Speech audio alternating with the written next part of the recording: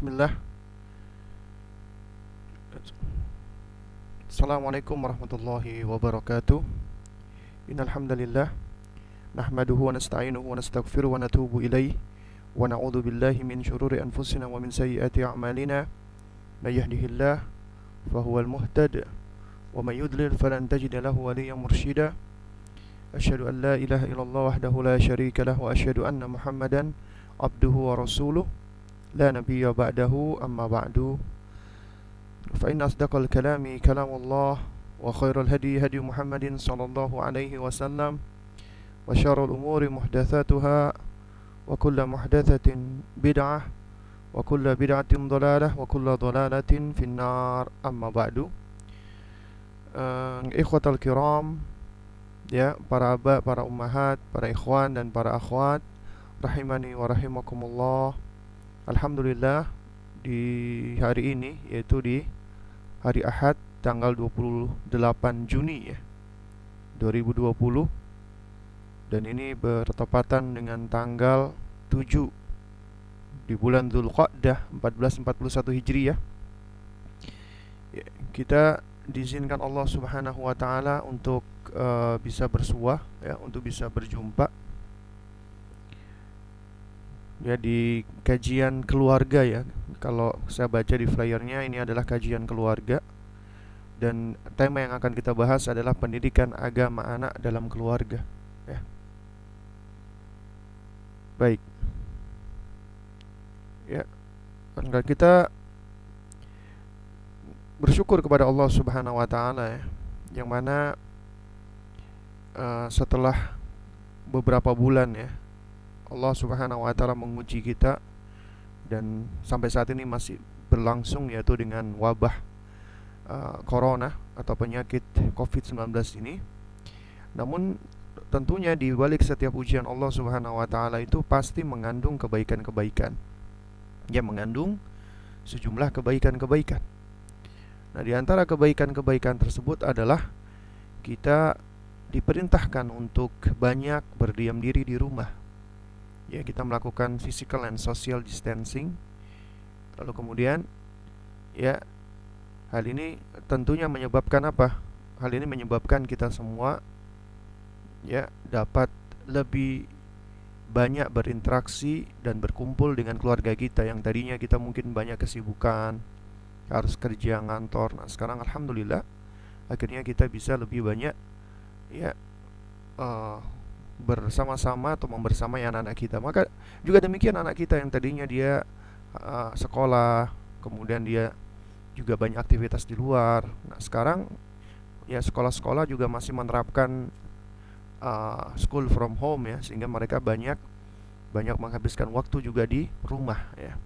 Dan ini adalah momen yang paling baik bagi kita semua dalam rangka untuk ya membersamai dan terus melakukan approaching atau pendekatan kepada anak-anak kita, agar attachment dan bonding ya antara ayah dan ibu, antara anak dan ayah, anak dan ibu itu juga bisa semakin dekat ya. Baik, para aba dan para ummahat yang dimuliakan Allah Subhanahu wa taala ya. Berbicara tentang mendidik anak ya di dalam keluarga ya, perlu kita ketahui bersama bahwasanya keluarga itu adalah madrasah pertama ya. Keluarga adalah sekolah pertama bagi manusia. Artinya tempat belajar, tempat mereka menyerap ilmu, pengetahuan, terutama adab, pertama kali adalah di dalam rumahnya, di dalam keluarganya. Sehingga sejatinya tempat mereka belajar pertama kali itu adalah di rumah ya. Jadi tempat mereka belajar pertama kali adalah di dalam keluarganya. Sehingga keluarga itu merupakan sendi dan juga merupakan batu bata. Sendi dan batu bata ya, yang membangun ya masyarakat dan negara. Apabila keluarga itu baik, maka tentunya masyarakatnya juga akan baik, karena keluarga merupakan entitas terkecil ya dari yang menyusun masyarakat, dan Masyarakat itu adalah ya yang menyusun negara. Nah, apabila negara itu menghendaki kebaikan, maka harus menaruh perhatian di dalam pendidikan keluarga. Karena apabila keluarganya baik, maka insya Allah masyarakatnya pun juga akan baik, negara juga akan baik. Nah, di dalam keluarga ini ada entitas atau satuan-satuan yang lebih kecil lagi, yaitu ya ada seorang ayah laki-laki, ada seorang ibu wanita, dan anak-anaknya. Ayah adalah sebagai pemimpin. Ibaratnya jika sebuah sekolahan, ayah adalah kepala sekolah. Kepala sekolah ini tugasnya adalah yang mengatur arah, mengatur visi, menjalankan misi pendidikan, ya. Lalu kemudian juga ya yang bertanggung jawab dengan semua apa yang ada di dalam sekolahannya. Atau juga ayah bisa diibaratkan seperti nahkoda. Ya, jika keluarga itu adalah ibaratnya kapal, maka ayah adalah nahkodanya, imamnya, yang menentukan arah perjalanan, yang menentukan destinasi, dan yang bertanggung jawab ya dengan anak buah kapalnya atau awak kapalnya, ya, itu adalah seorang ayah. Di sisi lain, ibu, ya, ibu adalah madrasah pertama, sekolah pertama, guru pertama, muallimah pertama, muaddibah pertama, ya, bagi anak-anaknya. Karena itu, ya, ketika seorang pria hendak menikahi wanita, maka sejatinya dia bukan cuma sekedar mencari pasangan atau mitra hidupnya, tapi dia juga mencari seorang guru bagi anak-anaknya. Ya, dia mencari pasangan atau guru untuk anak-anaknya, ya. Nah, ibu, ya, itu adalah ibarat kalau di sekolahan adalah gurunya, ya, pelaksananya. Dan guru mengikuti arahan-arahan dari kepala sekolah. Kepala sekolah yang bertanggung jawab yaitu suaminya, bahkan yang memfasilitasi dan bahkan yang termasuk mengayomi dan mendidik para guru, ya. Sedangkan ya ibu, dia adalah orang yang paling banyak berperan di dalam ya melakukan pendidikan. Bukan artinya ayah tidak berperan, ayah perannya juga sangat besar sekali. Tapi ternyata peran ibu adalah lebih dominan dibandingkan peran ayah, ya. Nah, ini bukan artinya ya sudah kita serahkan aja tugas mendidik anak kepada ibu, tidak, ya. Namun kedua-duanya tetap harus hadir, ya. Sebab namanya sebuah keluarga, namanya sebuah kapal atau bahtera, di situ butuh imam.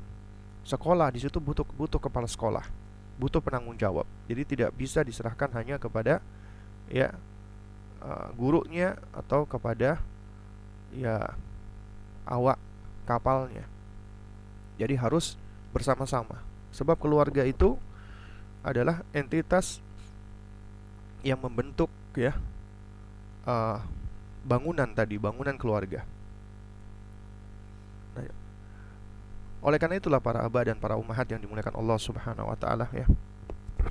Jadi ketika ya, jadi ketika dua insan manusia mereka itu berkumpul, ya, mereka mengikat diri mereka di atas ikatan pernikahan, ya, maka disitulah mereka akan memasuki ya suatu bahtera rumah tangga, yang mana tadinya hubungan mereka adalah haram. Dengan ikatan pernikahan akhirnya hubungan mereka menjadi halal. Yang tadinya sebagaimana dikatakan oleh para ulama, al-aslu fil abda haram, hukum asal kemaluan itu adalah haram. Sehingga ketika ya dua insan manusia ini mereka diikat dengan ikatan cinta kasih dalam bingkai syariat pernikahan, maka bukan hanya menjadi halal, namun malah ketika menggunakan kemaluan itu bisa berpahala dan bahkan bisa melanjutkan melanggengkan keturunan, ya. Allah Subhanahu wa taala adalah Rabb kita yang maha baik, maha bijaksana, maha sempurna. Allah Subhanahu wa ta'ala ketika menciptakan kita semua, Allah karuniakan kepada kita manusia. Ya Allah bekalkan kepada kita yang namanya fitrah. Fitrah ini adalah segala potensi yang ada dalam diri manusia yang berada di atas kebaikan, yaitu tentunya Islam, iman dan tauhid. Bukankah Allah Subhanahu wa ta'ala sendiri sebagaimana di dalam surat Ar-Rum ayat ke-30, Allah Subhanahu wa ta'ala berfirman, fa'akim wajhaka lidini hanifa, hadapkanlah wajahmu ke agama yang hanif, agama yang lurus ini. Kemudian Allah mengatakan, fitratallahi allati fataran nasa 'alaiha, demikianlah fitrah Allah yang Allah menciptakan manusia berada di atasnya. La tabdila li khalqillah, tidak ada perubahan di dalam ciptaan Allah Subhanahu wa ta'ala tersebut. Bicara tentang fitrah Allah Subhanahu wa ta'ala, Al-Hafidz Ibnu Katsir rahimahullah subhanahu wa ta'ala, beliau menjelaskan atau mengatakan bahwa makna manusia itu berada di atas fitrah Allah Subhanahu wa ta'ala, ay ma'nahu fa innahu ta'ala fatara khalqahu ala ma'rifatihi wa tauhidihi wa annahu la ilaha ghairuhu. Sesungguhnya Allah Subhanahu wa ta'ala fatara itu kata fitrah itu berasal dari kata fatara. Ternyata di antara maknanya dari kata fatara itu maknanya adalah khalaqa, menciptakan. Artinya ketika Ibnu Katsir mengatakan fa innahu ta'ala fatara khalqahu, Allah Subhanahu wa ta'ala fatara khalqahu artinya menciptakan makhluknya. Yaitu apa? Ala ma'rifatihi, dalam keadaan sudah mengenal Allah. Wa tauhidihi, dan dalam keadaan sudah mentauhidkan Allah. Wa annahu la ilaha ghairuhu, dan bahwasanya tidak ada sesembahan yang hak kecuali Allah Subhanahu wa ta'ala. Ini menunjukkan apa? Menunjukkan bahwa manusia diciptakan Allah sudah dalam keadaan lurus, berada di atas ma'rifatullah, mengenal Allah, sudah berada di atas tauhidullah, mentauhidkan Allah, dan sudah meyakini tidak ada sesembahan yang hak kecuali Allah Subhanahu wa ta'ala. Lalu kemudian wa qauluhu ta'ala la tabdila li khalqillah, maknahu yaitu tidak ada perubahan pada ciptaan Allah. Kata Al-Hafidz Ibnu Katsir, maknanya adalah annallaha sawa baina khalqihi, Allah Subhanahu wa ta'ala menyamakan di antara semua makhluknya,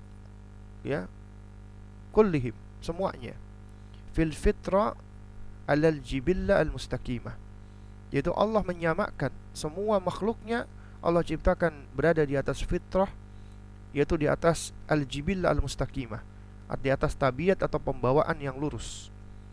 Ternyata kita semua diciptakan Allah dalam keadaan sudah membawa tabiat yang lurus, yang lurus.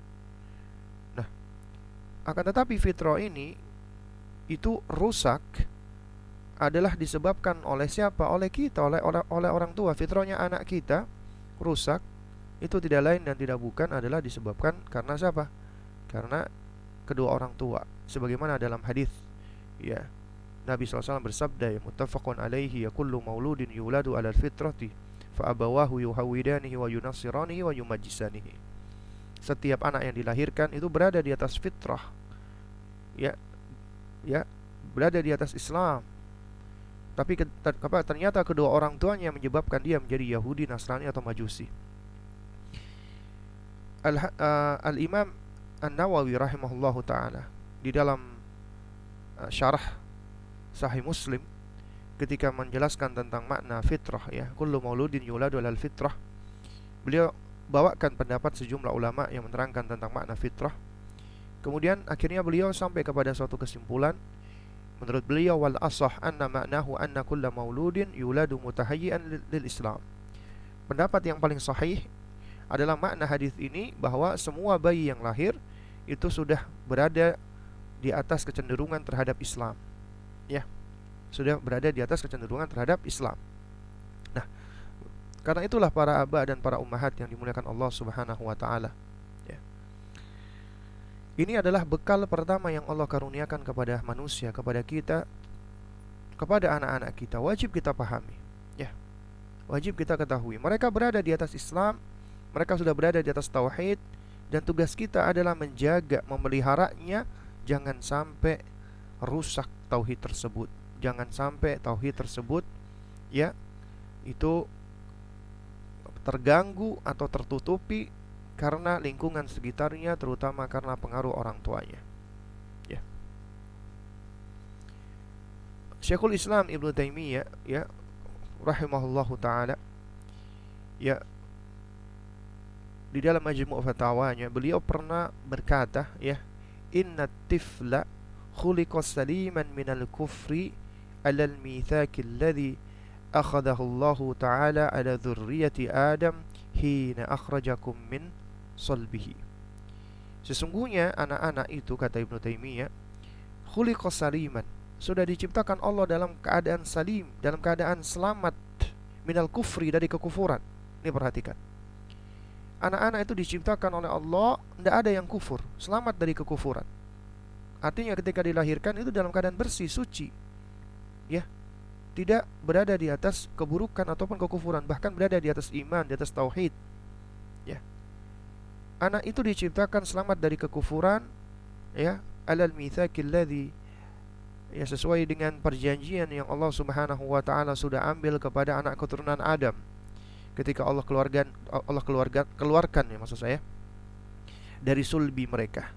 Ya, sebagaimana dalam surat Al-A'raf ayat 172 ketika Allah berfirman, wa idz akhadha rabbuka min bani adama min zuhurihim ya dzurriyyatahum wa ashhadahum ala anfusihim alastu bi rabbikum qalu bala syahidna ya an taqulu yaumal qiyamati inna kunna an hadza ghafilin. Ya, wa idz akhadha rabbuka, ingatlah ketika Rabbmu ya itu mengeluarkan min bani Adam min zuhurihim dzurriyyatahum, itu mengeluarkan anak keturunan Adam dari sulbi mereka, ya, wa asyhadahum, dan mengambil perjanjian mereka, ala anfusihim, yaitu mengambil perjanjian terhadap jiwa mereka, ya. Kemudian Allah bertanya, alastu bi rabbikum, bukankah aku ini adalah Rabb kalian, kata Allah. Qalu, kemudian semua manusia saat itu berkata, bala syahidna, iya ya Allah, betul engkau Tuhan kami menyaksikan hal itu, ya. Kemudian kata Allah, antakulu yaumal qiyamati inna kunna an hadza ghafilin. Yang demikian ini supaya di hari kiamat nanti kalian tidak beralasan sesungguhnya kami Bani Adam adalah orang-orang yang tidak tahu atau lengah terhadap hal ini. Dan berkenaan dengan ayat ini, itu Dr. Wahba Az-Zuhairi ya di dalam tafsirnya Al-Wajiz, beliau menerangkan bahwasanya ya hadhil ayat ya tadullu, ya, ayat ini menunjukkan bahwasanya ya annal insana khuliqa ya ala fitrati tauhid, bahwasanya sesungguhnya manusia itu diciptakan berada di atas fitrah tauhid. Kemudian fitrah ini dirubah oleh akidah-akidah yang rusak setelahnya, ya, dirubah atau diganti oleh akidah-akidah yang rusak setelahnya. Nah, karenanya pula ya Syekh Alawi bin Abdul Qadir As-Saggaf hafizahullah taala ya, beliau ya ketika berbicara pula tentang masalah fitrah dan juga anak-anak, ya, beliau mengatakan ya Allah Subhanahu wa taala khalaqal khaliqah ya khalaqal khaliqata ala qabulil islami wa tahayyu' li tauhidi au hiya al-islamu wad dinul qayyim.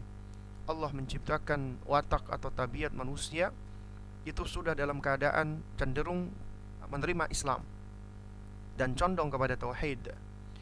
Dengan kata lain, fitrah itu adalah Islam dan agama yang lurus. Nah, jadi para abah dan para ummahat yang dimuliakan Allah Subhanahu wa taala, ketika kita berbicara tentang pendidikan anak, maka sejatinya tujuan kita itu apa sih ketika mendidik anak?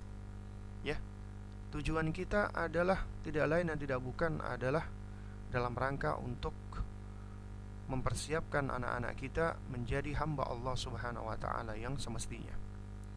Mempersiapkan anak-anak kita agar anak-anak kita ya itu bisa menjalankan tujuannya Allah menciptakan mereka, yaitu menjadi Abdullah, hamba Allah, dalam rangka untuk beribadah kepada Allah, sebagaimana surat Adz-Dzariyat ayat 56 ketika Allah Subhanahu wa taala berfirman, apa kata Allah?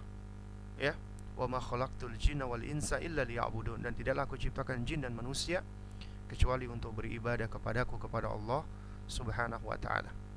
Itu tujuan pendidikan yang sebenarnya. Ya. Betapa banyak kita dapati ya sejumlah teori-teori, konsep-konsep parenting, pendidikan, pengasuhan ya dengan berbagai macam bentuknya. Itu seringkali teori-teori apalagi yang berasal dari barat itu hanya fokus kepada maslahat duniawi, hanya kepada ya keuntungan yang bersifat materi duniawi, ya. Semuanya larinya kepada duniawi. Dan yang membedakan pendidikan kita, parenting kita, pengasuhan kita dengan mereka adalah pendidikan kita itu lebih fokus kepada ukhrawi, akhirat, mempersiapkan anak-anak kita agar mereka bisa selamat di akhirat. Jika mereka selamat di akhirat, insya Allah mereka selamat di dunia. Tapi orang-orang yang mendidik anaknya hanya di dunia saja untuk kemaslahatan dunia, seringkali tidak selamat di akhiratnya. Nah, karena itulah para abah dan para ummahat, ketika kita mendidik anak-anak kita, tidak lain dan tidak bukan adalah dalam rangka untuk mempersiapkan mereka menjadi hamba Allah, Abdullah. Tapi Allah Subhanahu wa ta'ala itu begitu maha baiknya. Allah Subhanahu wa ta'ala itu begitu maha rahim, rahmah kepada hamba-hambanya, rahmah kepada manusia. Allah ciptakan manusia itu memiliki ya fase-fase yang bertahap dan bertingkat, sehingga ketika anak manusia itu tercipta dan terlahir, maka tidak serta-merta sudah langsung diberikan beban oleh Allah, tidak langsung diberikan taklif, langsung beribadah kepada Allah. Ya, memang benar ya, kita semua ketika diciptakan Allah, kemudian kita terlahir di dunia ini, itu tujuan kita adalah beribadah kepada Allah. Ya, dan di dalam beribadah kepada Allah, Allah menguji kita di dunia ini, apakah benar tidak keimanan kita, benar tidak tauhid kita, benar tidak akidah kita, benar tidak ya kepercayaan kita kepada Allah Subhanahu wa taala. Allah ingin menguji, Allah ingin menfilter dan mengayak di antara hamba-hambanya siapa yang layak untuk kembali ke kampung halaman manusia, di mana ketika Allah menciptakan bapak kita pertama kali dan menempatkannya di dalamnya, yaitu jannahnya Allah Subhanahu wa taala, surga. Itu kampung halaman. Ya, kampung halaman kita. Ya. Dan ini menunjukkan sejatinya bahwa kita semua ini adalah musafir di dunia ini. Sebagaimana yang dikatakan oleh Al-Hafidz Ibnul Qayyim rahimahullahu taala, di mana di dalam Al-Fawaid ya, halaman 200, beliau mengatakan bahwa ya, innan nasa mundu khuliqu lam yazalu musafirina. Sesungguhnya manusia semenjak mereka itu diciptakan kemudian ditempatkan di bumi ini, statusnya itu enggak lepas dari yang namanya musafir. Senantiasa menjadi musafir, ya. Kemudian juga ya, walaysa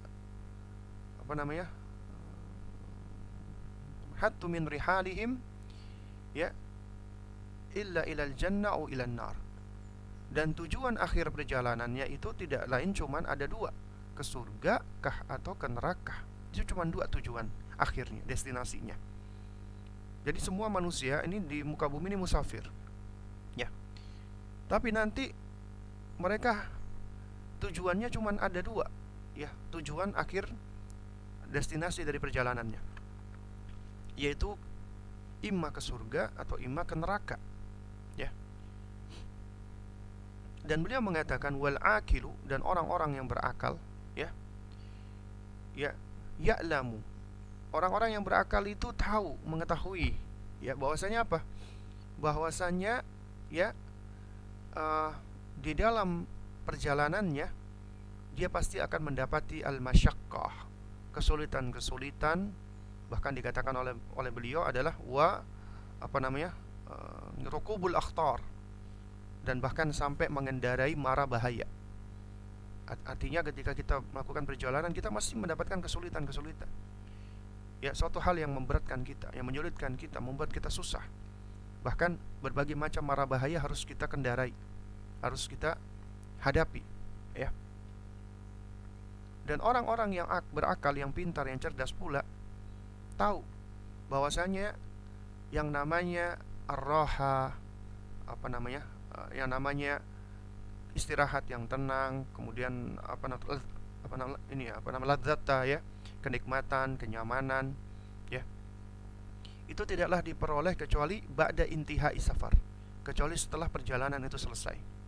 Artinya selama kita masih berjalan, masih menjadi seorang musafir, maka kita akan terus mendapatkan ujian-ujian, kesulitan-kesulitan, kesusahan-kesusahan, hal-hal yang menyebabkan kita menjadi capek, berat, sedih, seterusnya. Dan yang namanya ketenangan, kebahagiaan, istirahat, ya, yang sejati adalah ketika kita sudah sampai di tujuan. Nah, hanya saja itu adalah bagi mereka yang berhasil menuju ke destinasinya surga. Adapun yang mereka malah terlempar ataupun tersesat dan terbuang ke neraka, maka sejatinya mereka itu sedang memetik apa yang telah mereka tanam. Artinya mereka sedang mempertanggungjawabkan dari semua perbuatan yang mereka lakukan di dunia ini. Karenanya mereka yang bersenang-senang di dunia ini, ya, hanya untuk mencari kesenangan belaka dan melupakan, ya, kenikmatan yang sejati, yang abadi nanti di hari akhir, maka mereka bersenang di awal, kemudian mereka akan sengsara di kemudian hari. Tapi orang-orang yang beriman di kehidupan ini, mereka sebagaimana manusia biasa akan mendapatkan kesengsaraan, mendapatkan kebahagiaan. Ini sesuatu yang senantiasa berputar. Ketika kita masih menghirup napas, kita pasti akan mendapatkan, ya, nikmat dari Allah, sehingga kita bersyukur dengannya. Dan kita akan mendapatkan ujian dari Allah, dan kita bersabar dengannya. Dan kesemuanya ini baik, ya.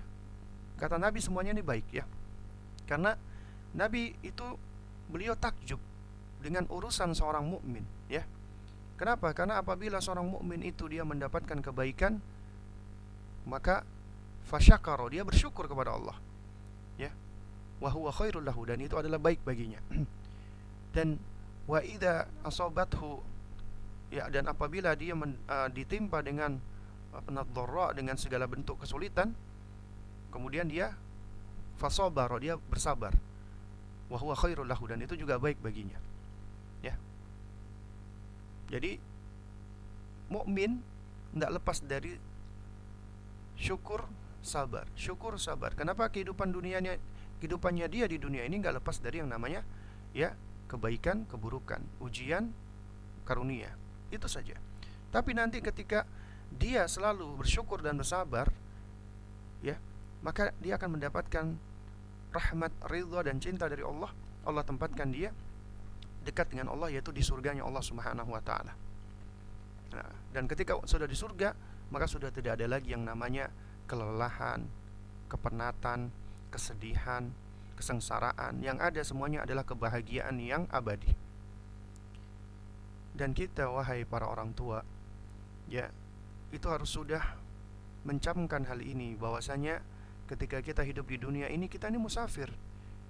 Dan ketika Allah karuniakan kepada Anda pasangan, suami atau istri, berarti itu adalah sebagai salah satu bentuk kemudahan yang Allah berikan agar Anda bisa bersama-sama melangkah, berjalan menuju kepada jalannya, meniti jalannya Allah, menuju kepada Allah Subhanahu wa ta'ala, menuju ke surganya Allah Subhanahu wa ta'ala. Karena manusia itu lemah. Kita semua ini lemah, dhaif, kita ini fakir. Dan kita nggak bisa melakukan apa-apa kecuali dengan pertolongan Allah. Dan Allah tahu itu, karenanya Allah jadikan kita itu membutuhkan satu dengan yang lainnya. Sehingga akhirnya Allah jadikan kita berpasang-pasangan agar kita bisa mendapatkan ketenangan dengan pasangan kita. Sehingga dengannya pula kita bisa melangkah bersama, berjalan beriringan menuju ke Allah Subhanahu wa ta'ala, di atas jalan Allah. Dan kemudian Allah Subhanahu wa ta'ala berikan kita pula, ya, tentara-tentara dalam tanda kutip, ya, pasukan-pasukan dalam tanda kutip, ya, ataupun awak-awak kapal yang kalau kita ibaratkan kita berada di atas kapal, yang mana mereka akan membantu dan menolong kita, dan kita pun harus menolong dan membantu mereka. Allah karuniakan kepada kita anak-anak kita. Dan anak-anak kita itu sejatinya ya adalah hibah, pemberian dari Allah Subhanahu wa taala, ya. Ya. Bahkan ketika Allah Subhanahu wa taala ya berfirman ya, lillahi mulkus samawati wal ardi, semua apa yang ada di langit dan bumi ya, kerajaan apa yang semua kerajaan yang ada di langit dan di bumi itu milik Allah Subhanahu wa taala, ya. Yakhluqu ma yasha, Allah menciptakan sesuai dengan kehendak Allah Subhanahu wa taala. Wa yahabu liman yasha'u inatha, dan Allah mengkaruniakan kepada siapa saja yang Allah kehendaki anak-anak perempuan. Ya, wa yahabu liman yasha' ya, apa namanya? Adz-dzukura. Dan Allah Subhanahu wa taala mengkaruniakan kepada siapa saja yang Allah kehendaki anak-anak laki-laki. Wa apa namanya? Yuzawwiju ya. Ya. Dan juga ada yang Allah kumpulkan atau himpunkan ya kepada sebagian manusia, ada dzukrana wa inatha, anak laki-laki dan anak perempuan. Ya. Kemudian juga ada yang Allah Subhanahu wa taala wa yaj'alu minhum akima, ada yang Allah jadikan mereka enggak bisa punya anak. Ya. Jadi ternyata Allah sudah tentukan itu, ada yang punya anak laki-laki doang, ada yang punya anak perempuan doang, ada yang punya anak laki-laki dan anak perempuan, ada yang tidak punya anak. Ya, itu semua sesuai dengan kehendak Allah, dan keputusan Allah itu adalah Allah adalah Maha tahu tentang apa yang Allah putuskan, dan itu pasti baik. Ya. Karenanya orang yang Allah karuniakan anak laki-laki saja bersyukur. Itu karunia dari Allah, dan itu adalah baik baginya. Dan siapa yang Allah karuniakan anak perempuan saja juga bersyukur, karena itu adalah kebaikan yang Allah tentukan baginya. Demikian pula ketika Allah mengkaruniakan anak laki-laki dan perempuan juga bersyukur. Ya, dan berapapun jumlah yang Allah karuniakan anak dari anak-anak, maka kita harus bersyukur, karena itu adalah pemberian dari Allah Subhanahu wa taala. Demikian pula mereka yang tidak Allah karuniakan anak, maka hendaknya juga tetap bersyukur dan bersabar, karena Allah lebih tahu tentang apa yang paling baik untuk dirinya. Ya. Jadi intinya anak itu adalah hibah, pemberian dari Allah Subhanahu wa taala. Kemudian juga anak adalah perhiasan, zinah, ya. Zinatu hayati dunia, perhiasan kehidupan dunia ini. Ya. Karena ya manusia itu senang dengan hal-hal yang menghibur dirinya, yang indah, yang bagus. Makanya Allah jadikan indah menurut pandangan manusia, ya. Apa namanya? Ketika Allah mengatakan apa namanya? Yazuyina lin-nasi hubbu syahawati ya minan nisa'i. Allah jadikan indah di dalam pandangan manusia.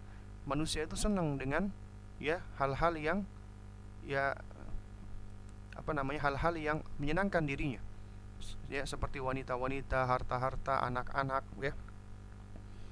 Jadi ini memang merupakan tabiat manusia.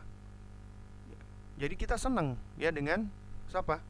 Dengan anak-anak kita, karena mereka adalah perhiasan bagi kita yang akan menghiasi hati kita, menghiasi hidup kita. Tapi juga ternyata anak-anak kita itu fitnah, ujian dari Allah Subhanahu wa taala. Anak itu ujian yang bisa menyebabkan orang tuanya lalai dari Allah. Betapa banyak orang tua ya yang tadinya pemberani ya, yang tadinya dia berani untuk berjihad, berperang di jalan Allah, ketika sudah punya anak tiba-tiba menjadikan dirinya muncul sifat atau sikap pengecut atau takut. Yang tadinya ada orang tua yang sangat dermawan, ketika punya anak tiba-tiba muncul sifat bakhilnya. Ya. Ya karena anaknya. Jadi ternyata ujian. Ya, fitnah. Tapi yang ngeri lagi adalah apabila anak menjadi musuh. Anak menjadi adu. Ya. Ya. Sebagaimana Allah Subhanahu wa taala firmankan, ya ayyuhalladzina amanu inna min azwajikum wa auladikum aduwwul lakum. Ya. Fahdharuhum. Wahai orang-orang yang beriman, sesungguhnya ada di antara istri-istrimu dan anak-anakmu itu adalah musuh bagimu, maka berhati-hatilah kamu darinya. Peringatan Allah. Nah, tapi yang menarik adalah ketika Allah bicara tentang anak yang soleh, anak yang baik ya, dia menjadi penyejuk mata, qurratul a'yun di dalam Al-Quran, itu dalam bentuk doa. Doanya para nabi, doanya ibadur rahman, orang-orang yang soleh. Di antaranya doanya Nabi Zakaria alaihissalam ya, ketika beliau berkata ya, wa Allah berfirman di dalam surat Al Imran ya, wa apa namanya? Hunalika da'a Zakaria rabbahu, dan di sanalah Zakaria itu berdoa kepada Rabbnya, yaitu di mihrabnya Maryam alaihissalam. Ya, ketika Zakaria berdoa kepada Allah Subhanahu wa taala, ya, doa beliau adalah apa? Ya, ya apa namanya? Rabbi ya. Ya, apa namanya? Ya. Beliau berdoa, wahai Rabbku, ya, habli ya dzurriyyatan thayyibatan, ya. Karuniakanlah kepadaku, ya, dari sisimu anak keturunan yang soleh, yang baik, ya. Innaka sami'ud du'a. Sungguhnya engkau adalah yang maha mendengarkan doa. Ya, juga sama doanya ibadur rahman yang memohon kepada Allah Subhanahu wa taala agar diberikan keturunan yang bisa menjadi qurratul a'yun, menjadi penyejuk mata bagi kita. Nah, dari sini para ummahat dan para aba, ya, para ayah dan para bunda yang dimuliakan Allah, itu mengajarkan kepada kita bahwa sejatinya anak-anak kita itu adalah sesuatu yang menjadi amanah, diamanatkan oleh Allah Subhanahu wa taala kepada kita. Ya. Allah titipkan anak itu kepada kita. Ketika Allah karuniakan kepada kita, kita bahagia karena anak itu adalah pemberian karunia dari Allah. Adalah perhiasan yang bisa menyenangkan hati kita. Tapi juga mengandung ujian yang bisa menguji diri kita.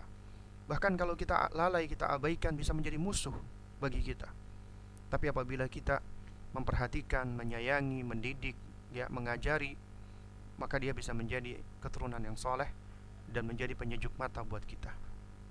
Itulah anak-anak kita, ya.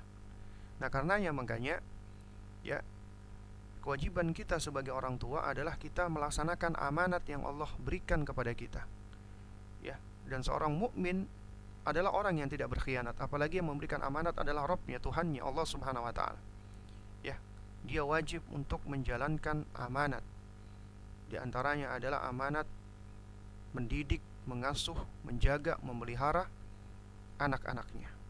Nah, oleh karena itulah para abah dan para ummahat yang dimuliakan Allah Subhanahu wa taala, tugas kita itu sejatinya adalah, ya, sebagai orang yang Allah amanatkan, ya, yaitu berupa ciptaan Allah, yaitu anak-anak kita, agar kita menjaganya, memeliharanya, menumbuhkannya di atas kebaikan, di atas fitrahnya, memelihara fitrahnya agar tidak rusak dan agar dia bisa menjalankan tujuannya diciptakan Allah di muka bumi ini sebagai apa? Sebagai hamba Allah Subhanahu wa taala.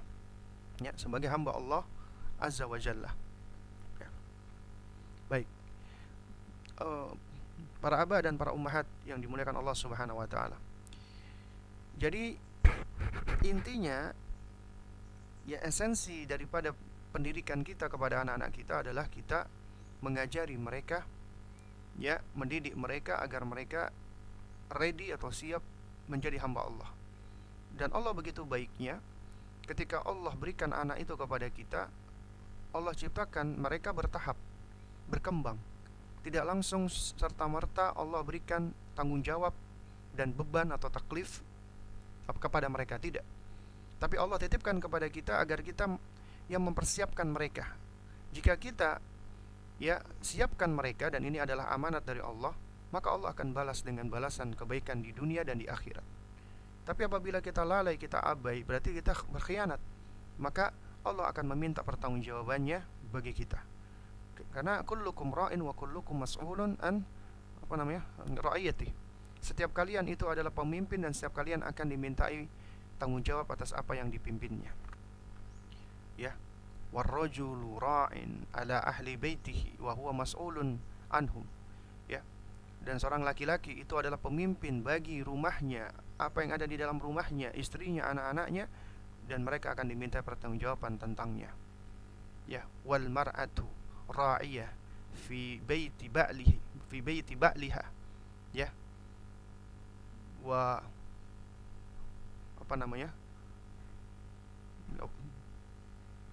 waladi zaujiha. Seorang wanita itu adalah pemimpin di rumah suaminya dan pemimpin bagi anak suaminya, ya. wahiyya mas'ulah, dan dia akan diminta pertanggungjawaban rakyatiha, atas apa yang dipimpinnya. Ya, jadi semua adalah pemimpin bertanggung jawab dengan apa yang sudah Allah Subhanahu wa taala berikan tanggung jawab kepadanya. Ya. Dan itu semua akan diminta pertanggungjawaban oleh Allah. Allah akan menghisapnya semuanya.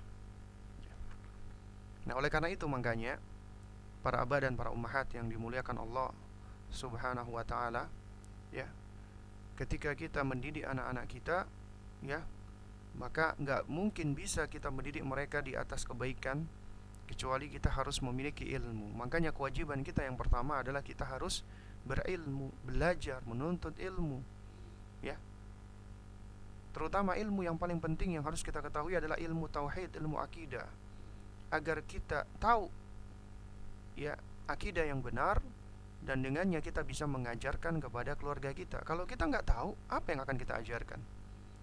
Kalau kita nggak belajar, apa yang akan kita sampaikan? Bukankah faqidu syai' la yu'ti? Orang yang nggak punya apa-apa yang nggak bisa memberi. Karena itu kewajiban kita adalah belajar. Nah, ketika Allah berfirman di dalam surat At-Tahrim, ya, ayat ke-6, yang merupakan visi, ayat menjadi visi keluarga setiap muslim, ya ayyuhalladzina amanu qu anfusakum wa ahlikum nara, wahai orang-orang yang beriman, jagalah dirimu dan keluargamu dari siksa neraka. Khitab seruan Allah pertama kali adalah kepada kita masing-masing. Jagalah diri kalian terlebih dahulu. Artinya nabda'u bi anfusina, kita mulai dari diri kita. Para ulama menerangkan ibda bi nafsik, mulailah dari diri kalian. Ya.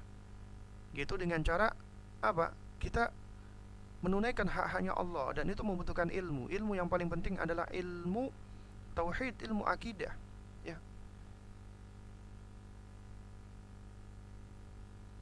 Ya. Wa ahlikum, baru kemudian keluargamu. Kata Amirul Mukminin Khalifah Ali bin Abi Thalib radhiyallahu taala anhu, ya, yaitu wa ahlikum ay adibuhum muallimuhum, yaitu ajarkan adab dan ajarkan ilmu kepada keluargamu. Ya, itu yang bisa membantu agar mereka bisa terhindar dari siksa neraka. Dan itu adalah tugas kita, tanggung jawab kita, tanggung jawab orang tuanya. Dan para abah, para ummahat yang dimuliakan Allah Subhanahu wa taala, ya. Kalau kita berbicara tentang pendidikan, itu kan dari kata tarbiyah, ya. Tarbiyah. Dia itu memiliki akar kata yang sama dengan kata Rabb.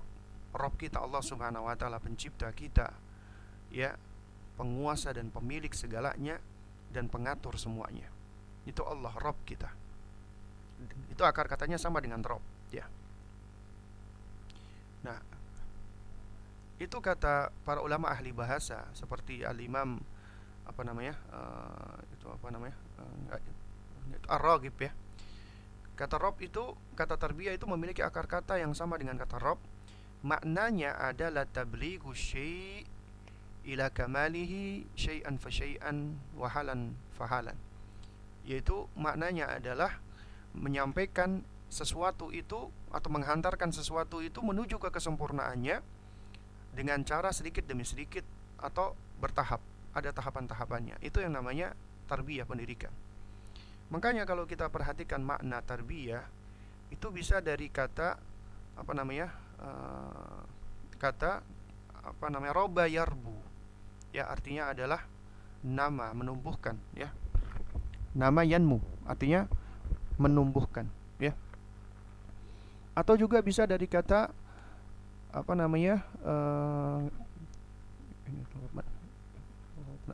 ya, dari kata robiya yarba, artinya adalah, ya, tarok ro'ah, ya, nasya'ah, yaitu berkembang, ya. Atau juga bisa dari kata robba yarubbu, ya. Nah, kata robba yarubbu artinya adalah bisa bermakna ro'ah, yaitu menjaga, tawalla amrahu, yaitu mengatur, mengurusi, ya. Dan ini semua makna ini adalah makna yang meskipun mungkin dengan diksi yang berbeda-beda, maknanya berbeda, tapi saling menyempurnakan. Artinya Ketika kita mendidik anak kita, ya itu sejatinya kita sedang menumbuhkan, mengembangkan, memelihara, menjaga, mengatur, mengurusi, itu semua ada di dalam kata tarbiyah ini. Ya, itu semua ada di dalam kata tarbiyah ini. Nah, ketika dikatakan menumbuhkan, berarti kita menumbuhkan fitrahnya, kebaikan yang sudah ada, yang Allah sudah instalkan ke dalam diri anak kita. Kita jaga, kita pelihara, kita suburkan agar tumbuh fitrah tersebut. Kemudian kita pelihara, kita jaga, jangan sampai rusak. Ya, kita urusi, kita perhatikan, kita pupuk, kita suburkan. Itu tugas kita sebagai orang tua. Ya. Sehingga yang namanya mendidik anak itu sejatinya adalah ibadah yang paling panjang, yang membutuhkan nafas yang panjang, membutuhkan kesabaran yang panjang, membutuhkan ilmu yang berkesinambungan, yang membutuhkan amal dan praktek yang terus-terusan, yang membutuhkan taklim, dakwah, pengajaran yang tidak ada hentinya, dan membutuhkan kesabaran, ya, hingga kita meninggal dunia. Sehingga akhirnya di dalam mendidik anak itu betapa banyak, ya, sebenarnya upaya-upaya yang kita lakukan itu yang bisa membuahkan pahala ibadah dari Allah Subhanahu wa taala, untuk Allah Subhanahu wa taala. Ya. Karena makanya jadikan bahwasanya pendidikan mendidik anak itu adalah ibadah. Di situ berarti kita harus ikhlas karena Allah, dan di situ juga kita harus berangkat di atas ilmu yang benar, ilmu yang sahih. Ya. Ya, baik. Para abah dan para ummahat yang dimuliakan Allah Subhanahu wa taala, ya. Jadi mungkin untuk mempersingkat waktu, ya. Di sini saya akan sampaikan sejumlah poin, ya. Yaitu hal-hal apa yang patut dan penting untuk kita lakukan ketika kita mendidik anak-anak kita, ya. Dan ini sebenarnya, ya, adalah ikhtisar atau rangkuman yang sudah, ya, saya jelaskan tadi di awal, ya, yang sudah hampir 1 jam ini, ya. Yang pertama adalah, ya, wahai para abah dan para ummahat, jadikanlah ketika Anda mendidik anak Anda itu adalah sebagai ibadah. Anda mengharapkan pahala dari Allah. Jadikanlah ibadah, ya. Karena memang sejatinya mendidik anak itu ibadah. Sejatinya ketika Anda mendidik anak Anda itu adalah aktivitas ad-da'wah, aktivitas ta'lim, mengajarkan mereka, mengajak mereka kepada kebaikan. Sehingga setiap kali Anda mengajarkan kebaikan kepada mereka, maka Anda akan mendapatkan bulir-bulir pahala yang senantiasa bertumbuh, dan itu termasuk amal jariyah. Ya. Bukankah Nabi yang mengatakan man da'a ilal khairin, siapa yang menunjukkan kepada suatu kebaikan, ya, falahu ajrun, maka baginya pahala, ya, yaitu pahala sebagaimana orang yang mengerjakannya, orang yang melakukannya, ya. Jadi kita akan selalu mendapatkan pahala darinya. Karena itu makanya jadikan ketika Anda mendidik anak Anda adalah sebagai bentuk ibadah kepada Allah. Hadirkan niat karena Allah, dalam rangka untuk menjalankan amanat dari Allah Subhanahu wa taala, ya.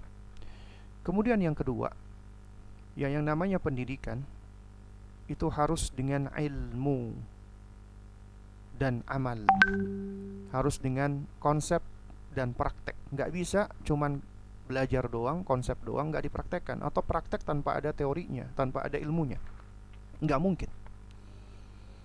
Karena itu makanya di sini mengajarkan kita yang namanya perubahan atau taghyir itu dimulai dari diri kita sendiri. Artinya kita sebagai orang tua harus mengawalinya dari diri kita sendiri. Artinya kita harus belajar, menuntut ilmu, kemudian kita praktekkan ilmu tadi, baru kita bisa mengajarkan kepada anak kita, mendidik anak kita. Karena mendidik itu termasuk aktivitas mengajarkan kebaikan, mengajarkan adab-adab. Ya. Kemudian juga dari poin ini juga kita bisa menarik garis, ya, pendidikan itu adalah bil uswatil hasanah, dengan contoh yang baik, teladan yang baik. Anda nggak bisa memberikan keteladanan yang baik apabila Anda tidak punya ilmu.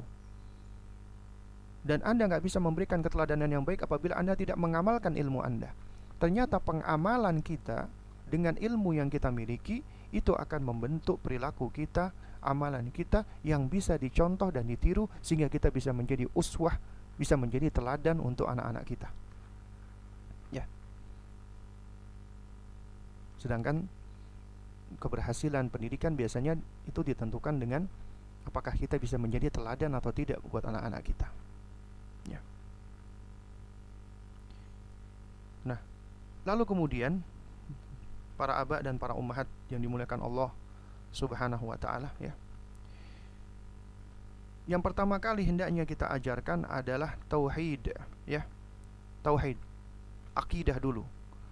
Ya, tumbuhkan dulu fitrahnya di atas iman, tauhid. Ajarkan mereka untuk mencintai Allah, dan mencintai Allah tidak akan bisa terbentuk sebelum mengenalkan anak-anak kita dengan penciptanya, ma'rifatullah. Caranya kita mengenalkan anak kita dengan Allah, Allah sudah berikan dua ayat, dua tanda, ayatul kauniyah dan ayatul syar'iyyah. Ayat kauniyah adalah ciptaan-ciptaan Allah, ayat syar'iyyah adalah Al-Quranul Karim, dan juga wahyu berupa hadis-hadis Nabi SAW.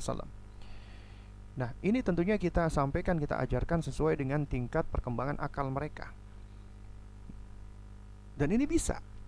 Dan ada caranya, metodenya, dan ini juga sudah kita bahas sebenarnya, bagaimana mengajarkan tauhid pada anak semenjak dini, semenjak belia. Ya.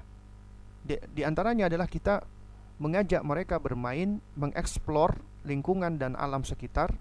Itu semua kita kembalikan kepada Allah agar mereka meyakini semua ini adalah semuanya adalah ciptaan Allah, termasuk dirinya, termasuk orang tuanya adalah ciptaan Allah. Allah yang menciptakan, Allah yang memberikan, Allah yang maha baik ya. Allah memberikan rezeki dan hal-hal yang lainnya. Itu harus kita ajarkan agar terbangun imaji positif di dalam diri anak tentang Rabbnya, penciptanya, sehingga dia sayang sama Allah, cinta sama Allah. Dan ini semua diawali dengan cara mengenalkan anak dengan Allah. Dan ini memang butuh ilmu ya. Jadi ajarkan ini dahulu ya, ajarkan tauhid, akidah yang benar. Dan ini sebenarnya tidak sulit. Kenapa? Karena anak kita sudah berada di atas fitrah. Ya, asalkan kita berangkat dari ilmu, insya Allah nggak akan sulit, karena fitrahnya itu sudah berada di atas hal tersebut, sudah berada di atas iman, sudah berada di atas tauhid. Ya. Lalu kemudian yang keempat ya, ajarkan dahulu adab sebelum mengajarkan ilmu. Ini adalah metodenya para salaf ya. Metodenya para salaf ya. Dahulu para salaf itu mengatakan ya, ta'allam al-adab qabla an tata'allam al-ilma. Pelajarilah adab sebelum engkau mempelajari suatu ilmu. Ibunya Imam Malik bin Anas ya, rahimahullahu taala ya, itu Imam Malik sudah diajarkan adab dari semenjak masih kecilnya. Beliau sudah seringkali ya memakaikan Imam Malik dengan jubahnya, kemudian dipakaikan imamahnya ya. Kemudian beliau utus untuk menghadiri majelisnya salah seorang ulama besar di zaman itu, yaitu Imam Rabi'ah bin Abi Abdurrahman, atau Imam Rabi'ah bin Abdul Aziz, salah seorang ulama besar di zaman Imam Malik, salah satu gurunya Imam Malik. Kemudian ibunya berpesan kepada Imam Malik, "Ya Malik, ya, ambillah adabnya Rabi'ah sebelum engkau mengambil ilmunya."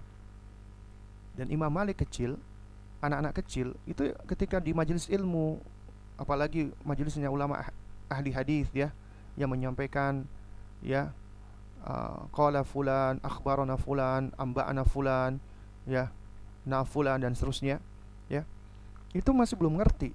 Tapi ketika anak itu dia menghadiri majelis, dia akan mengamati, memperhatikan, dan dia akan menyerap adab-adab yang ada di situ ya.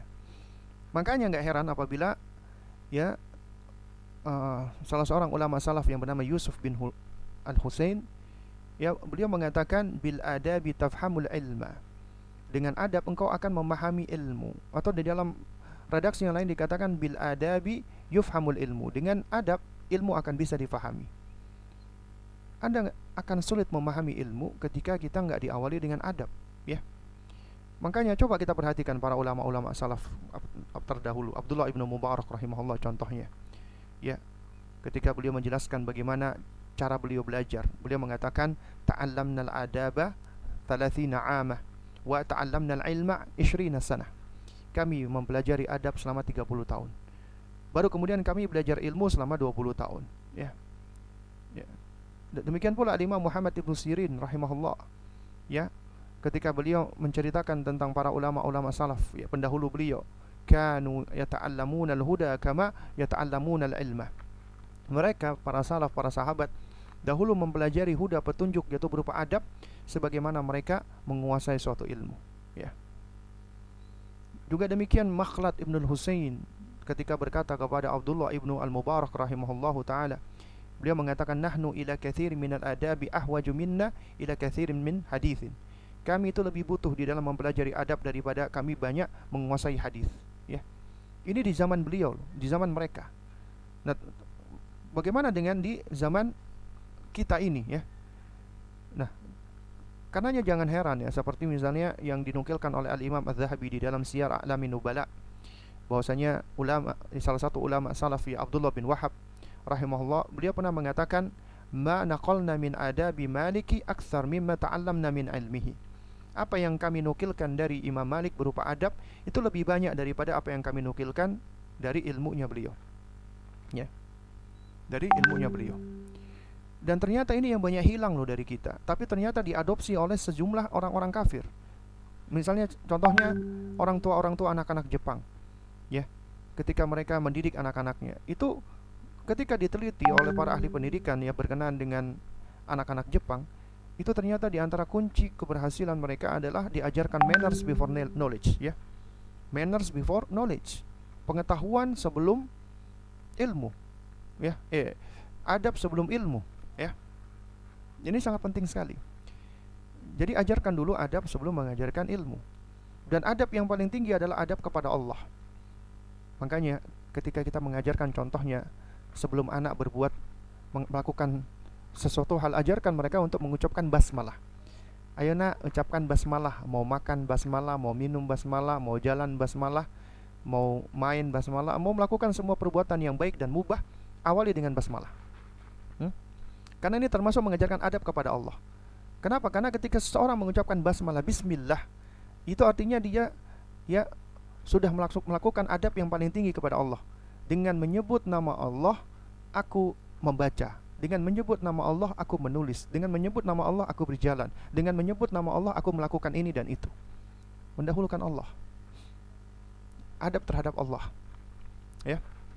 Juga demikian misalnya mengajarkan anak untuk mengucapkan alhamdulillah, astagfirullah, la ilaha illallah, itu juga termasuk adab. Kemudian juga mengajarkan sholawat, itu juga termasuk adab kepada Rasulullah. Ya, ini memang ada bahasanya, ya. Kemudian yang kelima adalah ajarkan dulu iman sebelum mengajarkan Al-Quran.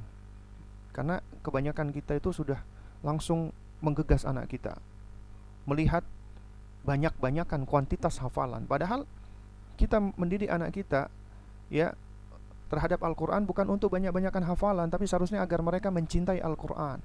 Karena apabila mereka sudah cinta dengan Al-Quran, insya Allah dia dengan sendirinya, inisiatif dari dirinya, mereka akan senang untuk berinteraksi dengan Al-Quran. Beda sama anak yang dipaksa-paksa. Dipaksa awalnya mereka melakukan, kemudian akhirnya, ya, setelah mereka sudah beranjak usianya, 10 tahun, 11 tahun, akhirnya mereka enggan, malas, nggak mau murojaah, nggak mau menambah hafalan, maunya main saja. Karena kenapa? Waktu bermainnya di masa kecilnya sudah dirampas. Al-iman qabla Al-Quran ini metodenya para sahabat, ya. Itu Abdullah ibnu Umar radhiyallahu taala anhuma contohnya, beliau mengatakan, kunna nata'allamul imana qabla Al-Quran. Kami dahulu mempelajari iman dulu sebelum kami mempelajari Al-Quran. Kemudian juga Jundub bin Abdullah Al-Bajali radhiyallahu taala anhu, ya, beliau termasuk sahabat junior. Abdullah bin Umar tadi juga sahabat junior, sahabat kecil. Ya, beliau mengatakan, kunna, ya, ghilmanan hazawira ma'an Nabi sallallahu alaihi wasallam. Kami adalah anak-anak hazawir. Hazawar itu usia di atas 10 tahun. Perhatikan, usia di atas 10 tahun. Kami ketika itu anak-anak usianya sudah 10 tahunan, ya. Hazawar ma'a Rasulillah, kami bersama dengan Nabi. Ya, bukan 7 tahun loh, ya, bukan 6 tahun, 10 tahun. Dan coba perhatikan apa kata beliau, ta'allamnal imana qabla an nata'allamul Qur'an. Ya. Kami mempelajari masalah keimanan, ya, walam nata'allam Al-Quran, dan kami belum mempelajari Al-Quran. Thumma ta'allamna Al-Quran fasdatna bihi imana. Kemudian baru kami mempelajari Al-Quran sehingga bertambahlah keimanan kami, ya. Kemudian Jundub berkata kepada murid-muridnya, para tabi'in, wa antumul an, adapun kalian saat ini, kalian, ya, lebih mendahulukan ta'allamul Quran qabla an tata'allam al-iman. Kalian lebih mendahulukan Quran sebelum kalian belajar masalah iman. Ya, itu sebagai bentuk pengingkaran beliau. Ya. Lalu kemudian ya, oke ini saya ringkas-ringkas lagi ya. Ya.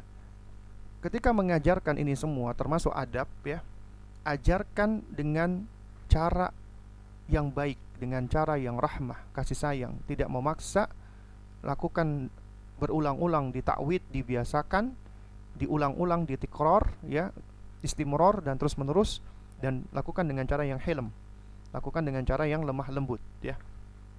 Ya, lakukan dengan cara yang baik ya. Terus kemudian juga ya, berbicara dan mengajar anak sesuai dengan kapasitas pengetahuan dan akalnya. Anak-anak itu berbeda-beda karakternya. Nah, ini memang butuh ada bahasan khusus ya. Anak usia tufula 0 sampai 7, usia yafi atau mumayyiz 7 sampai 10, usia murahik 10 sampai 14 atau balik. Itu ternyata ada pendekatan yang berbeda-beda cara kita mendidik ya. Dan juga kita dapati banyak sekali riwayat bagaimana Nabi itu mengajari anak-anak. Ya. Nah, oleh karena itu makanya di sini kita butuh belajar, butuh ilmu. Ya, baik, mungkin ini yang dapat saya sampaikan ya. Sepertinya mungkin sudah ada pertanyaan yang masuk ya. Coba saya cek dulu ya. Mungkin ada pertanyaan-pertanyaan yang masuk ya. Saya coba lihat dulu ya.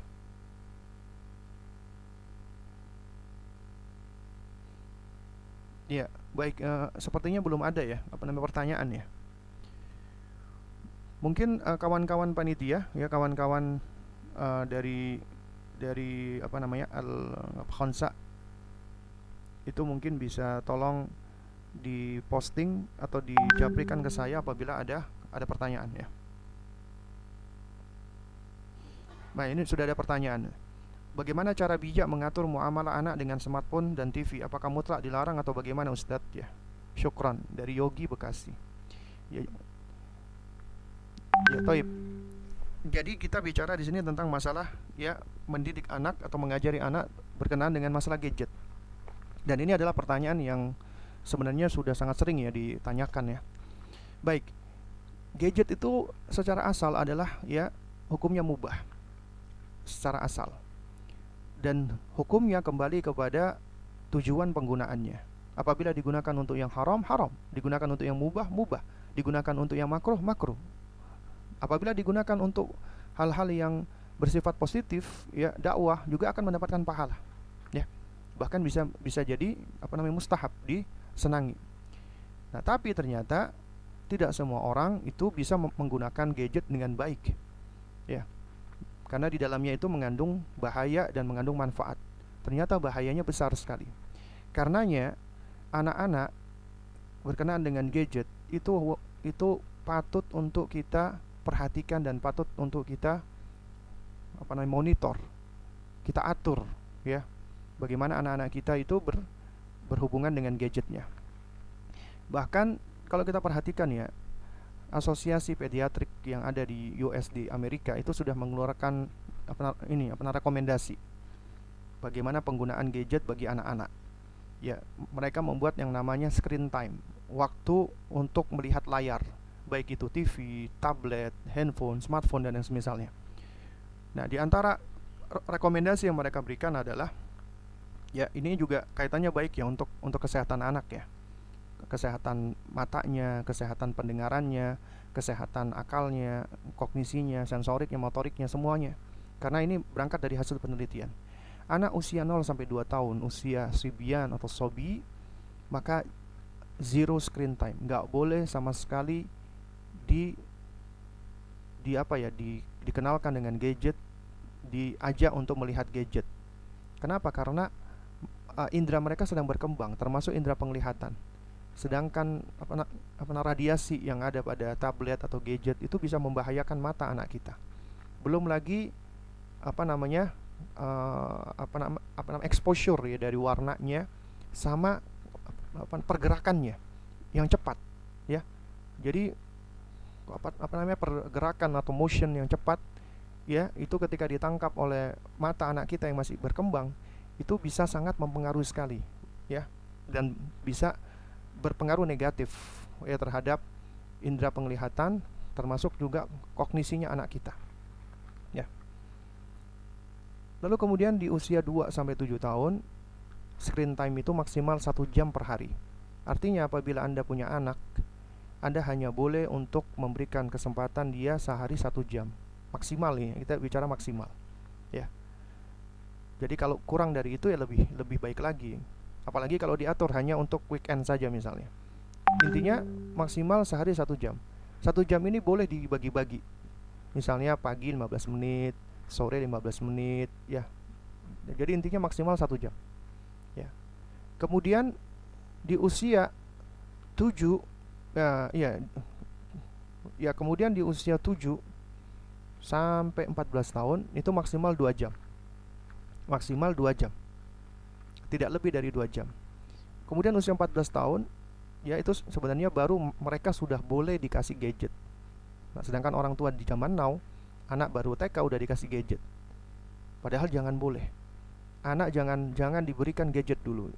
Kalau mau pakai punya orang tuanya. Pinjam dulu punya orang tuanya. Jangan dijadikan itu sebagai miliknya. Ya. Berikan ketika mereka sudah siap. Kemudian juga diperhatikan dan diatur kontennya. Lalu kemudian juga harus bersepakat, mengajarkan mereka bersepakat ketika menggunakan gadget. Ajarkan mereka agar mereka sudah bisa ya bersepakat dengan orang tuanya, ya. Jadi kita buat aturan bersama. Kita ajak mereka untuk mensepakati aturan tersebut. Ini mengajarkan mereka tanggung jawab, ya. Dan ini juga banyak sekali banyak manfaatnya. Insyaallah taala. Ya. Dan ini bisa. Jadi jangan sampai kita punya pandangan, anak saya masih kecil masa bisa Ustaz diajakin, bisa. Ya. Anda harus meyakini anak-anak Anda itu adalah manusia yang cerdas, yang pintar. Yang kalau Anda biarkan maka dia akan cenderung kepada apa yang dia gemari gitu loh. Manusia itu secara asal senang dengan hal-hal yang menghibur. Nah, oleh karena itu makanya kita sebagai orang tua harus mengatur itu semua. Jangan dibiarkan dan jangan dibiasakan dan jangan difasilitasi dengan perkara-perkara yang buruk ataupun yang jelek. Ya. Nah, oleh karena itu makanya ya dalam penggunaan gadget ini itu ada aturan-aturannya. Jika Anda ingin supaya anak Anda itu bisa mempergunakan gadget dengan baik, ya maka kita harus hikmah, harus bijaksana, tidak melarang secara mutlak dan tidak memperbolehkan secara mutlak. Kenapa kok orang tua yang melarang secara mutlak itu juga nggak baik ya? Karena di zaman seperti ini anak-anak itu nggak ngerti, anak itu tidak melek dengan yang namanya gadget. Ketika nanti dia bersosialisasi dengan teman-temannya, kemudian dia tahu, kemudian dia enjoy, itu dia bisa seperti balas dendam. Ya. Dia malah diem-diem atau yang misalnya dia akan banyak menghabiskan waktu dengan temennya, dengan ini untuk apa? Untuk bermain gadget tadi gitu loh. Ya. Kemudian pertanyaan yang kedua, bagaimana kalau anak kita masih bayi, apa yang mesti diajarkan?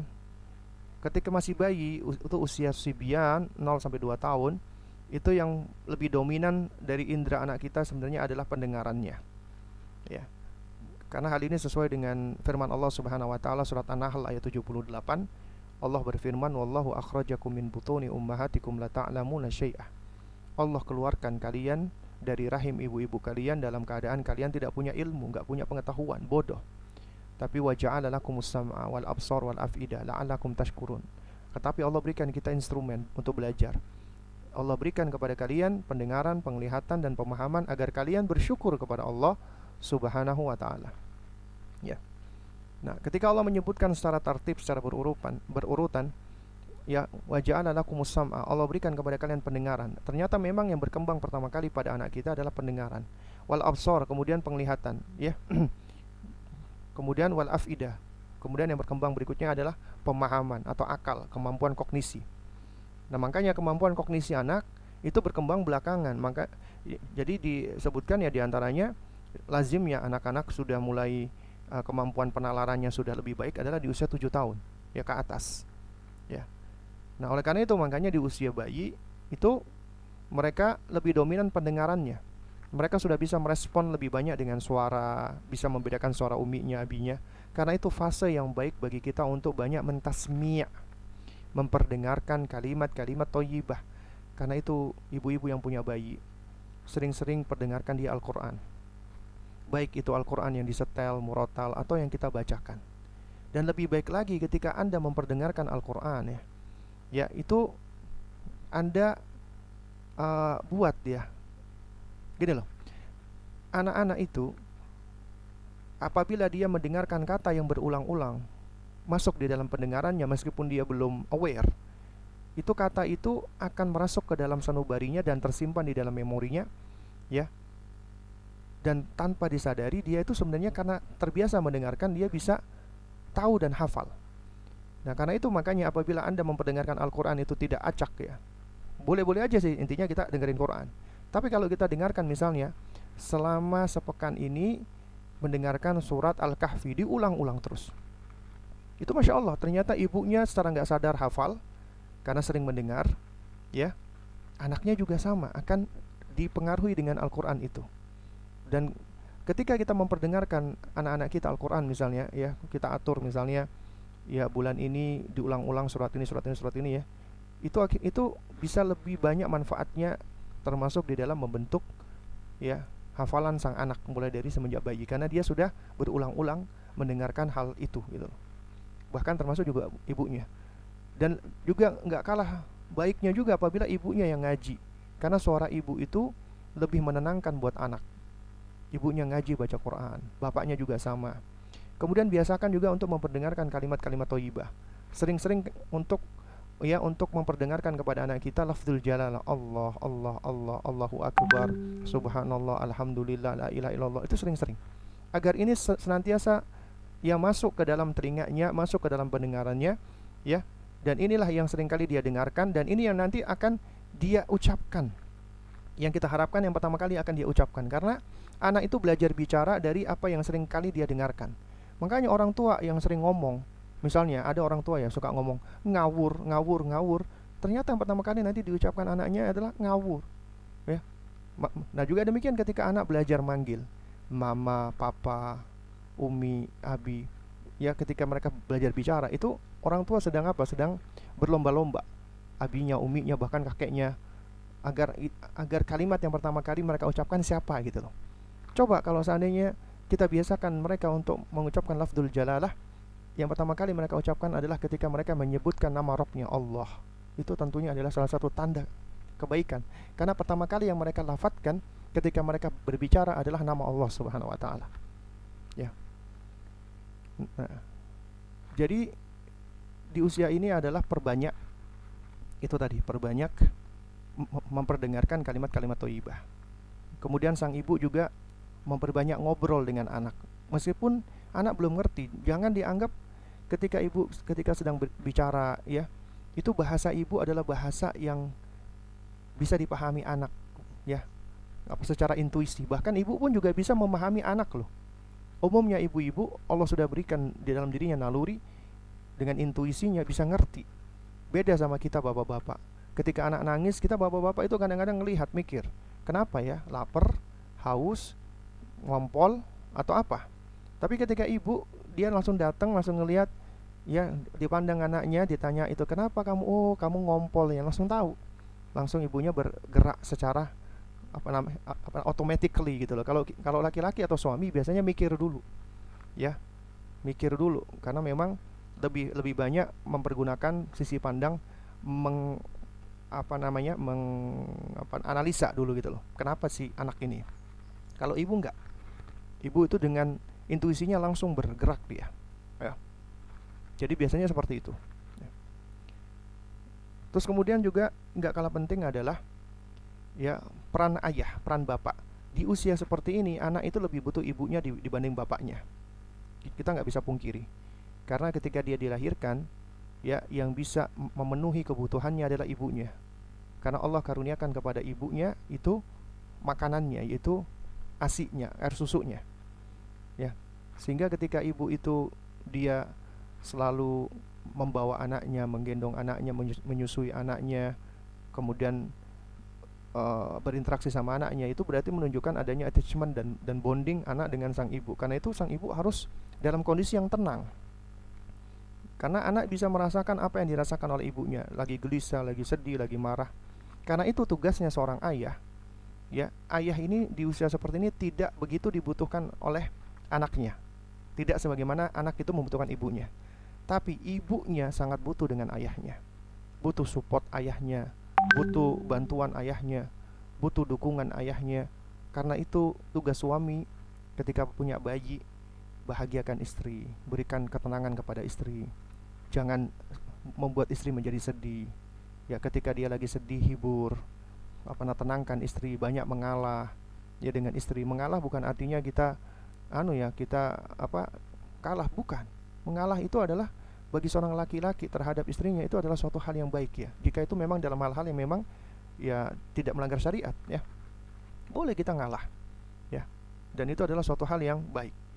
Nah, jadi apabila sang ibu itu dia ketika dalam kondisi seperti ini, dia selalu didampingi, dibersamai, dia tenang, dia bahagia, dia damai, kemudian dia sayang sama suaminya, itu akan membangun pula bonding, attachment anak dengan sang bapak tadi. Tapi kalau bapaknya suka bikin marah ibunya, suka bikin ibunya sedih, itu bisa dirasakan oleh sang anak gitu loh. Sang anak juga bisa enggan untuk dia bersama dengan bapaknya. Ketika digendong dia merasa gelisah gitu loh. Jadi jangan dianggap anak bayi nggak ngerti apa-apa. Ya, mungkin kemampuan penalarannya, berpikirnya masih belum berkembang sempurna, tapi dia itu makhluk yang punya perasaan, yang punya hati, yang punya emosi, bisa nangis, bisa sedih, bisa bahagia. Itu bayi kita gitu loh. Oke. Jadi pertanyaan yang ketiga sama ya kurang lebihnya ya. Bagaimana kalau anak kita masih bayi ya. Kemudian yang keempat, bagaimana menghadapi anak yang sudah mulai nampak ketertarikan pada lawan jenis, usianya masih 9 tahun. Apakah anak ini perempuan, suka nyanyi-nyanyi lagu galau, dan ini ponakan anak. Baik. Ya. Ketika anak itu ya sudah masuk usia, apalagi anak-anak wanita itu biasanya lebih cepatan balik, lebih duluan balik ya dibanding anak laki-laki. Ya. Dan ketika anak itu sudah menunjukkan tanda-tanda pubertas, maka tentunya ya dari sisi fisiologisnya termasuk biologisnya itu sudah mulai menunjukkan tanda-tanda perubahan. Dan di situ yang patut diwaspadai adalah apa? Ketika anak itu sudah muncul namanya ketertarikan kepada lawan jenis. Tertarik dengan lawan jenis itu adalah suatu hal yang sifatnya fitrah, bawaan manusia. Ya, senang dengan atau tertarik dengan lawan jenis, ya. Nah, cuman inilah peran kita sebagai orang tua untuk bisa mendidik mereka dan mengajari mereka gitu loh. Kita ajarkan bahwasanya hanya sekedar ketertarikan itu lumrah biasa, ya. Karena manusia itu dia memiliki ketertarikan, tapi kita ajarkan bahwa ya namanya perasaan kita, ketertarikan kita itu adalah suatu hal yang tidak langgeng. Ya. Mungkin kita bisa menceritakan pengalaman kita atau yang semisalnya, ya. Bahwasanya bisa jadi orang itu senang dengan orang ini, tapi ketika kenal orangnya ternyata kasar, orangnya ternyata suka berbuat jahat, akhirnya hilang. Ya, perasaan kita yang tadinya tertarik itu hilang. Oleh karena itu ajarkan bahwasanya ya ketertarikan kita yang paling baik itu adalah ketertarikan atas dasar agama. Agamanya bagus, akhlaknya bagus. Itu boleh, bisa. Dan ajarkan bahwasanya ya kalau sekedar tertarik boleh, tapi agama kita sudah mengajarkan ada batasan-batasan dan aturan-aturan. Kita jelaskan tentang haramnya pacaran, haramnya persentuhan laki-laki dan wanita yang bukan mahram, haramnya tentang pokoknya itu harus sudah kita jelaskan. Hukum-hukum syariat kepada mereka.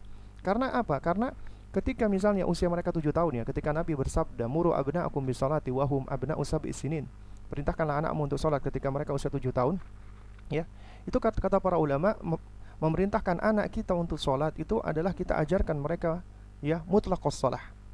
Artinya segala hal yang dapat menyebabkan sholat anak kita menjadi sah dan sempurna. Berarti harus kita ajarkan sholat nggak sempurna kecuali dengan berwudu, toharah, kita ajarkan bab toharah. Sholat nggak akan sempurna kecuali dengan cara menutupi aurat. Berarti kita udah ajarkan batasan-batasan aurat. Dan kita biasakan mereka untuk sudah menutup aurat, ya. Dan seterusnya. Jadi ada persiapan-persiapan sebelum mereka menuju ke arah baliknya, menuju ke arah pubertasnya, orang tua harus sudah mempersiapkan. Di antaranya seorang ibu harus sudah mengajari mereka tentang haid, menstruasi, bagaimana cara menghadapinya, bagaimana cara mensucikannya, ya, dan seterusnya, ya. Nah, jadi di sini ya pendekatan orang tua juga harusnya sudah berbeda, ya. Jadi kalau bisa orang tua itu sudah melakukan pendekatan, ya, seperti seorang sahabat, karena dia sudah menuju fase untuk menjadi seorang balighah, seorang wanita yang menuju kepada kedewasaannya gitu loh, ya. Nah, oleh karena itu makanya kalau kita punya keponakan misalnya yang suka seperti ini, yang perlu kita ketahui bahwasanya dia itu memang tanggung jawab orang tuanya, ya. Kita nggak akan diminta pertanggungjawaban oleh Allah, tapi kita sayang dong sama keponakan kita. Kita ingin supaya ponakan kita itu bisa berada di atas kebaikan. Niat kita ini insya Allah sudah mendapatkan pahala dari Allah. Kemudian kita berusaha, ya, dan ketika kita berusaha, ya, tentunya kita melakukan pendekatan dengan cara yang baik, ya. Kita ajak dia ngobrol, kita ajak dia bincang-bincang, ya. Jadi intinya kita buat dia dengan kita dekat dulu gitu loh. Dia senang sama kita. Biasanya anak kalau sudah senang dengan kita, ketika kita ngomong akan lebih mudah dia mendengarkannya. Nah, dan juga pendekatannya jangan kita terlalu banyak mengatur, melarang dia, nyuruh-nyuruh, melarang, jangan. Ya. Bahkan kalau perlu kita tempatkan diri kita itu seperti teman, ya. Biarkan dia banyak bercerita, kita banyak mendengar, kemudian baru kita mengarahkan pelan-pelan sedikit demi sedikit, ya. Ya wallahu a'lam bishawab. Ustaz, bagaimana caranya mendidik anak usia sekolah yang berbohong dalam keadaan sehari-hari? Misalnya anak disuruh sikat gigi atau PR ternyata belum mengerjakan. Bagaimana cara menasihatinya? Baik. Yang perlu saya sampaikan yang pertama kali adalah secara prinsipil, ya. Anak-anak kita itu dilahirkan dalam keadaan fitrah. Fitrah itu adalah at-tabi'ah as-salimah, ya, sebuah tabiat atau watak karakter yang selamat minal uyub wa nuqsan, dari aib, dari kejelekan, dari kekurangan, ya. Itu jelek. Ya, maksud saya itu adalah selamat dari kejelekan. Di sini artinya anak-anak kita itu nggak ada yang suka berbohong, suka bermaksiat, nggak ada. Kenapa mereka berbohong? Kenapa mereka bermaksiat atau melakukan keburukan? Karena faktor lingkungan sekitarnya, karena faktor pengasuhan, karena faktor, ya, orang-orang di dekatnya itu yang dia tiru, dia contoh. Ataupun mungkin ada cara-cara pengasuhan yang keliru, yang salah. Misalnya orang tuanya terlalu keras, terlalu sering memarahi, atau terlalu suka menuntut, atau juga terlalu strict. Nah, itu biasanya akan menyebabkan anak ini dia melakukan self defense, ya, melakukan pembelaan terhadap dirinya, diantaranya dengan cara-cara, ya, dia berbohong atau berdusta.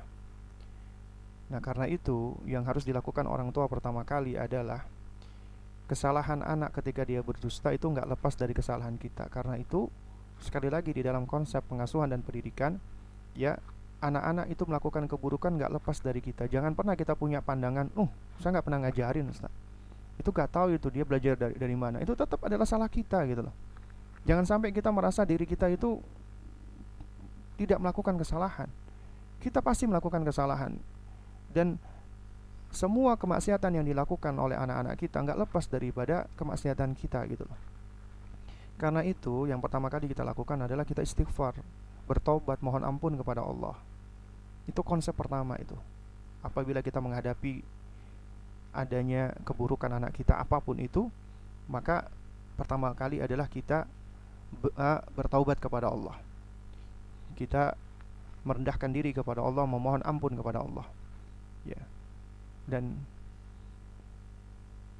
kita harus seperti ini gitu loh, ya.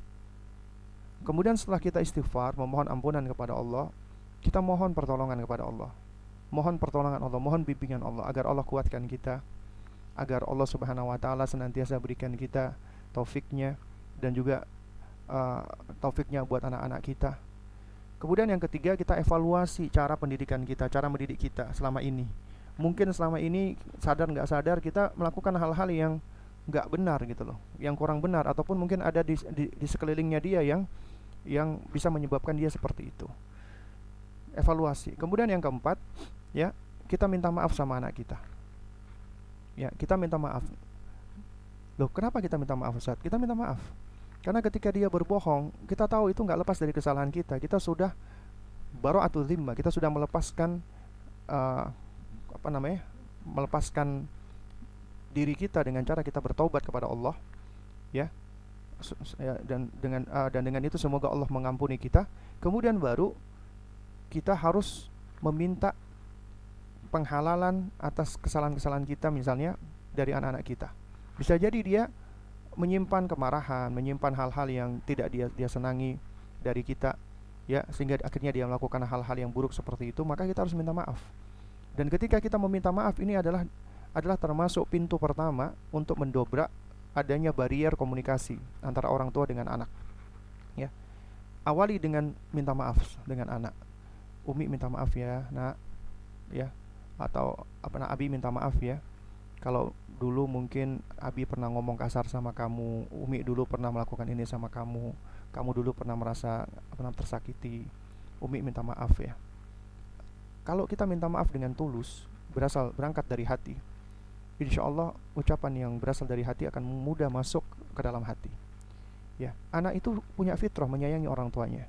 Ketika orang tuanya ngomong dengan baik, minta maaf kepada anaknya, itu akan mempengaruhi, insya Allah sedikit banyak, dan bisa jadi itu, ya, start awal menuju kepada kebaikan, ya. Kemudian baru kita sampaikan, ya, Abi sama Umi sayang sama kamu, Abi sama Umi itu pengen kamu bisa menjadi anak yang soleh, ya. Dan Abi sama Umi pengen supaya, ya, kamu, Abi, Umi nanti itu bisa dikumpulkan Allah di dalam surga. Yaitu kita sebutkan keinginan-keinginan kita, ya, yang itu memang baik, yang mana itu melibatkan dirinya. Ya, kita pengen bahagia bersama. Abi sama Umi pengen selalu bersama kamu sampai nanti kita di surga, Allah kumpulkan di surga. Cuman nggak mungkin kita bisa melakukan itu kalau kita nggak belajar, kita nggak saling mengingatkan, ya. Baru kemudian setelah itu kita sampaikan, ya, kita jelaskan tentang hal-hal yang buruk yang dibenci oleh Allah. Misalnya berbohong itu dibenci sama Allah Subhanahu wa taala. Karena itu Abi sama Umi juga membenci perbuatan bohong. Lebih baik kita jujur, kita salah, kita ngakui, kita jujur lebih baik daripada berbohong, ya. Dan kita tunjukkan betapa kita bencinya dengan perbuatan-perbuatan seperti itu, agar anak tahu. Dia tahu ketika dia melakukan itu orang tuanya benci, ya. Dan itu juga diharapkan bisa mengembalikan fitrahnya, karena seorang anak dia berbohong pertama kali, dia pasti bakal gelisah, dia bakal tidak tenang. Kenapa? Karena itu menyelisih fitrahnya. Tapi ketika dia sudah melakukan itu berulang-ulang kali, dan itu dalam rangka untuk menyelamatkan dirinya, misalnya dari omelan ibunya, ya, akhirnya mulailah tertutupi. Akhirnya dia mulai ketika berbuat kemaksiatan atau berbohong, mulailah akhirnya dia terbiasa, gitu loh. Nah, karena itu harus store lagi supaya dia merasakan kalau berbohong itu adalah perbuatan yang besar. Bahkan kita nggak apa-apa, kita menanamkan value, nilai, ya, bahwasanya, ya, kita begitu bencinya dengan kebohongan, begitu bencinya dengan dusta. Seakan-akan bahwasanya ketika sudah melakukan kebohongan kita tidak memberikan maaf, seakan-akan, ya, agar dia tahu ini adalah perbuatan yang sangat jelek dan buruk, gitu loh, ya. Dan kemudian jangan lupa berdoa kepada Allah Subhanahu wa taala. Kemudian pertanyaan yang keenam, anak cenderung bersikap tegas, kadang bisa kasar bila anak tidak menuruti perintah orang tua. Anak ingin memperbaiki, apakah belum terlambat memperbaiki kembali fitrah anak-anak? Ya, tidak ada kata terlambat insya Allah. Selama antum masih hidup, selama antum masih menghirup napas, anak antum masih menghirup napas, maka kesempatan untuk saling memperbaiki, saling mengoreksi itu ada, ya. Dan alhamdulillah Allah Subhanahu wa taala, ketika Allah izinkan kita misalnya untuk menghadiri sejumlah majelis-majelis kajian, kita menuntut ilmu, dengan adanya ilmu tersebut kita akhirnya tahu, kita akhirnya mengevaluasi diri kita akhirnya muhasabah, ternyata selama ini saya melakukan kesalahan-kesalahan. Itu taufik dari Allah, nikmat dari Allah. Dan taufik dan nikmat dari Allah ini, taufik adalah nikmat Allah yang paling besar. Itu harus kita pelihara, harus kita jaga, jangan sampai hilang, ya.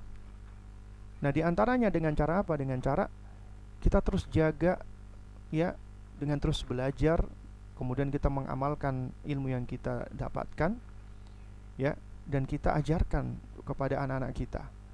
Nah, kalau kita misalnya ya kita sadar kita melakukan kesalahan kepada anak kita, mungkin kita sering berlaku kasar dengan anak-anak kita sehingga menyebabkan mungkin bondingnya anak dengan kita itu menjauh, anak merasa tidak nyaman dengan kita.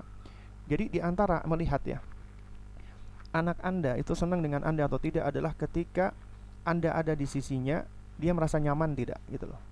Dia merasa bebas nggak sih untuk menyampaikan, atau dia merasa takut, atau dia berusaha menghindar ya. Nah, itu diantara salah satu indikasi untuk melihat ya. Dan ketika Anda sadar, Anda tahu Anda keliru, apa yang Anda lakukan pertama kali? Ya tentunya Anda harus memperbaiki hubungan dulu dengan pencipta kita, dengan Allah Subhanahu wa taala. Karena konsepsinya apabila kita memperbaiki hubungan kita dengan pencipta kita, insya Allah ya Allah akan membantu memperbaiki hubungan kita dengan makhluknya, apalagi dengan anak-anak kita ya. Nah, kemudian setelah itu jangan pernah kita segan, gengsi, ego, malu meminta maaf dengan anak kita ya. Minta maaf, boleh kita cari waktu ngomong sama anak kita, sampaikan, nak, apa namanya, itu Abi boleh nggak mau ngobrol ya. Nah, itu sampaikan, nak, maaf ya nak, kalau Abi selama ini mungkin pernah berbuat kasar sama kamu, menyakiti kamu, membuat kamu sedih ya. Abi benar-benar minta maaf ya. Jadi kita jujur aja boleh, dan itu ketika kita jujur itu mengajarkan kebaikan buat anak kita. Ketika kita sportif, gentleman, mengakui kesalahan kita, itu akan mengajarkan nilai-nilai kebaikan untuk anak kita supaya dia juga akan sportif. Kita boleh sampaikan, mungkin Abi selama ini kurang perhatian sama kamu, atau Abi kasar sama kamu ya, apa namanya, setelah Abi belajar nak ya, Allah berikan kepada Abi taufik ya, seakan-akan Allah mengingatkan Abi ya. Akhirnya Abi tahu kalau Abi melakukan salah. Nah, jadi karena itu apa namanya, Abi pengen minta maaf sama kamu. Abi benar-benar minta maaf sama kamu ya, kalau selama ini Abi pernah menyakiti kamu, pernah ini. Anak itu Allah karuniakan, sekali lagi, fitrah mencintai orang tuanya, termasuk ayahnya. Ayahnya ngomong dengan ketulusan hati, itu bisa dirasakan oleh sang anak. Dia akan bisa merasakannya ya. Sehingga ketika anak itu dia bisa merasakan hal tersebut ya, insya Allah hal-hal positif akan muncul. Dia akan semakin muncul lagi ya, apa, perasaan sayangnya ke abinya. Kemudian dia akan muncul ya perasaan bahwasanya abinya ini ternyata orang yang baik ya, orang yang dia bisa ngefans dengannya. Itu insya Allah juga akan muncul. Nah, terus kemudian kita juga harus ngomong dengan istri kita ya, dan bahkan kalau perlu kita juga minta maaf sama istri kita kalau kita misalnya pernah apa namanya menyakitinya.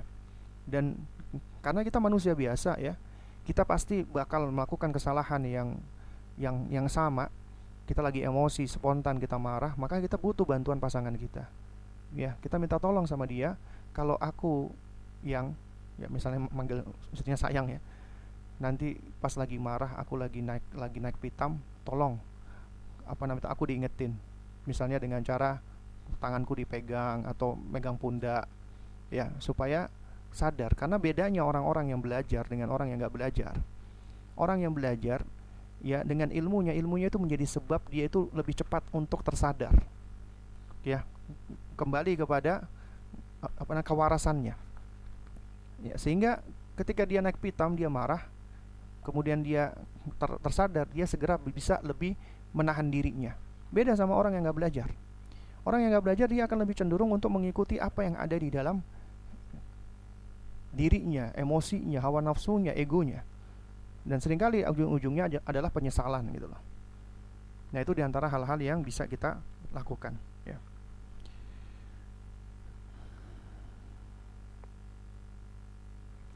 Ustaz, untuk memperdengarkan ayat Al-Quran kepada bayi per surah, per 1 minggu, atau per juz, apa namanya, per month Ustaz, agar deposit Al-Quran dalam sanubarinya banyak dan bisa cepat hafal. Baik.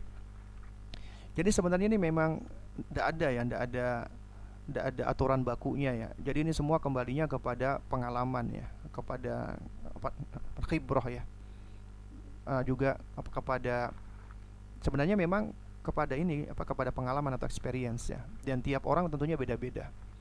Ya intinya begini, intinya ya, misalnya itu surat Al-Fatihah, ya surat yang pendek. Ketika kita ulang-ulang ya dari pagi, siang, sore, malam ya, selama satu pekan itu insya Allah sudah cukup.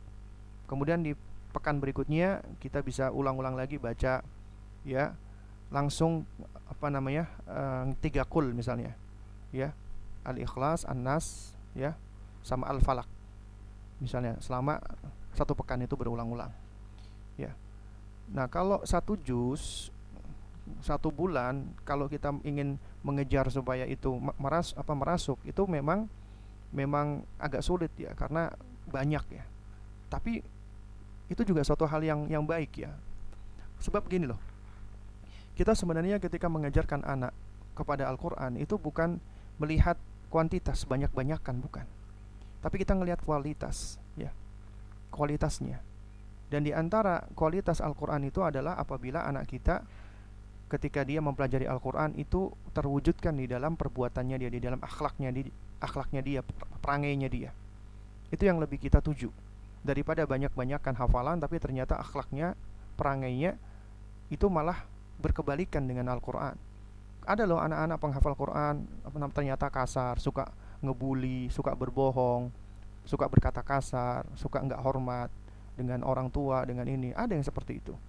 Sedangkan di sisi lain ada anak mungkin hafalannya nggak banyak, tapi dia senang berinteraksi dengan Al-Quran, dan dia itu baik, perangainya baik, akhlaknya bagus, sopan.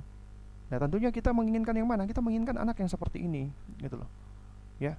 Karena Al-Quran itu apabila cuman dikoleksi banyak-banyakan bacaan, itu Al-Quran itu bisa menjadi hujjatun alaina, bukan hujjatun lana. Bisa menjadi hujjah yang memusuhi kita, bukan yang mensupport atau mendukung kita. Ya, ini perkara-perkara penting yang harus kita pahami bersama. Wallahu a'lam bishawab.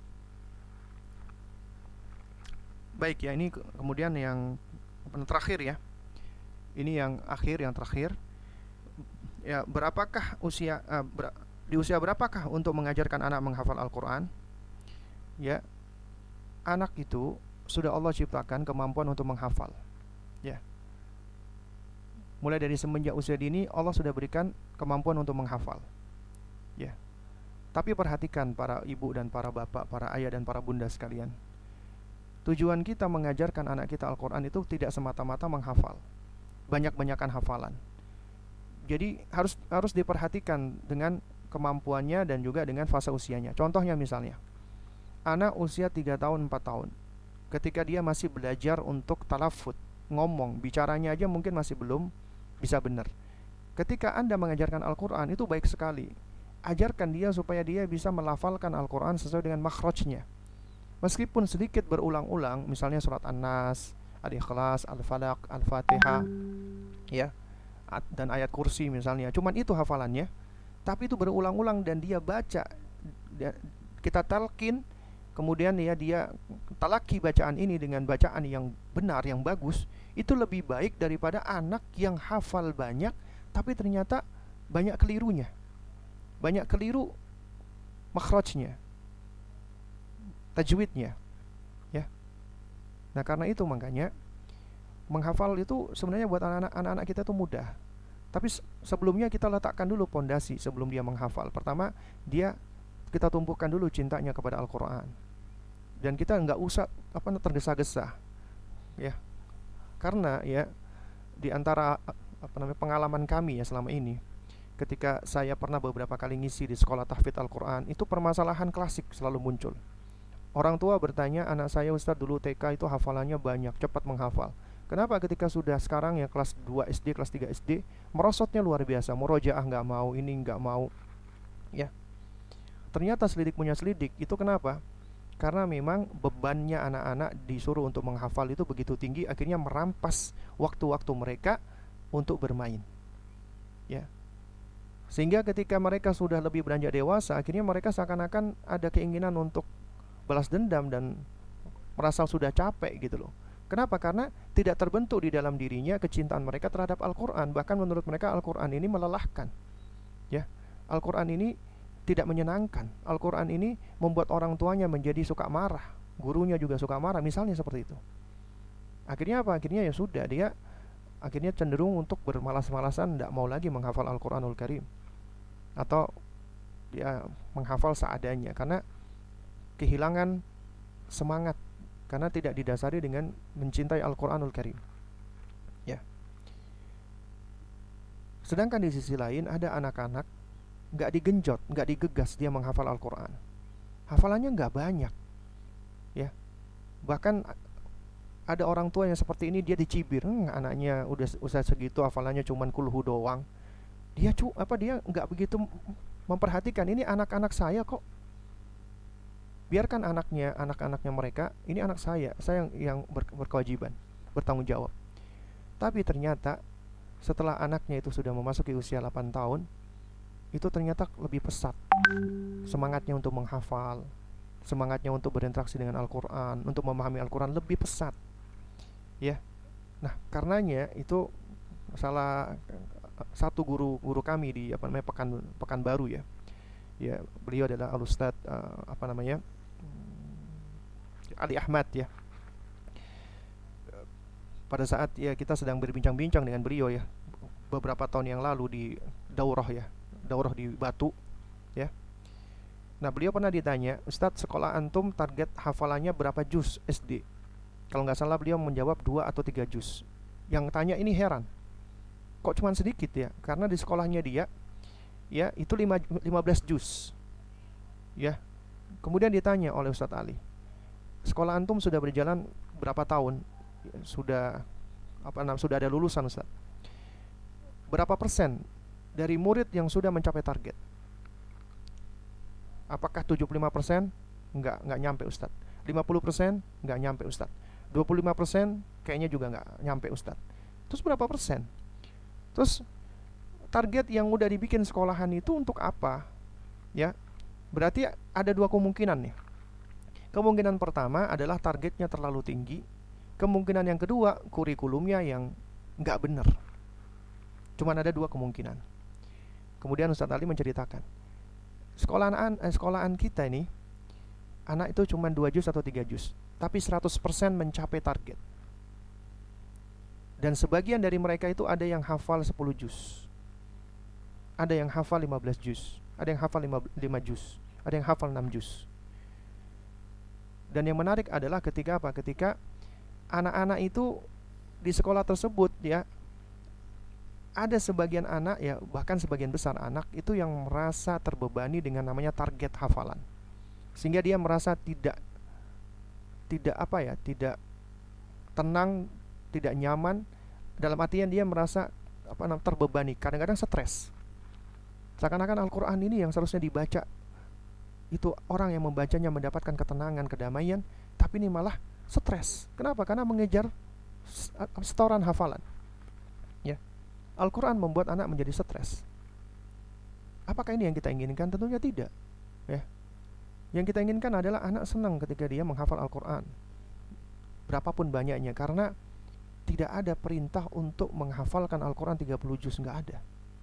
Tapi kita diperintahkan untuk menghafalkan, ya, sebagian dari Al-Quran. Apabila hafal 30 juz, alhamdulillah, ya. Nah, yang lebih baik adalah ketika orang menghafal, dia dalam keadaan enjoy, dia senang, dia bisa mengambil manfaat darinya, ya. Nah, karenanya ketika anak-anak itu dia tidak terbebani dengan dengan kuantitas hafalan, dia akan lebih senang dengan interaksinya kepada Al-Quran. Akhirnya ketika tidak diberikan target yang begitu berat, anak-anak akhirnya dia bisa mencapai semua target, bahkan lebih daripada target itu. Di sisi lain, ada sekolahan yang membuat target yang tinggi, yang gede, ya, untuk anak-anak muridnya. Akhirnya anak-anak muridnya itu merasa terbebani, karena enggak sedikit yang WA saya tanya, Ustadz, anak saya di sekolah tahfidz dan dia tuh sering menangis, dia tuh sering sedih, sering takut, sering ini. Kenapa? Karena hafalan Quran, apalagi kalau guru Al-Qurannya galak-galak.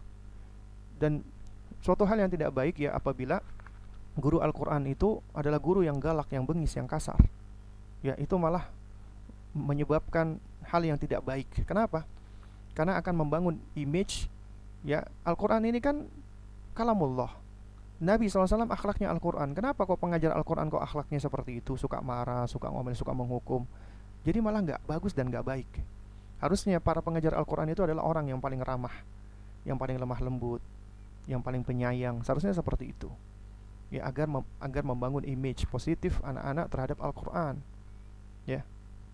Nah, jadi ini mungkin yang dapat saya jawab ya. Karena ini sudah pukul 11 pula ya. Mungkin ya kita akhiri kajian kita mungkin sampai di sini, dan kurang lebihnya saya mohon maaf ya jika ada hal-hal yang kurang berkenan ya.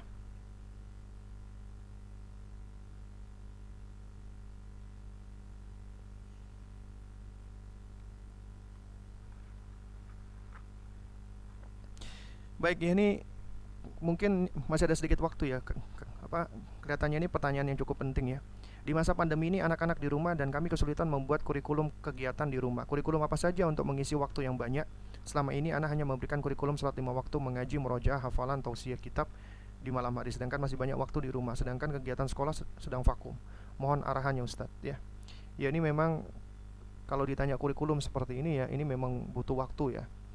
Apa saya nggak bisa menjelaskan dalam waktu yang singkat ini ya. Intinya ya, itu yang paling utama adalah antum membersamai anak antum ketika antum memberikan aktivitas ya, kepada mereka. Belajarnya antum bersamai ya, itu yang paling penting sebenarnya ya. Terus kemudian juga cari juga ya, kelas-kelas online ya yang juga mengajarkan aktivitas-aktivitas.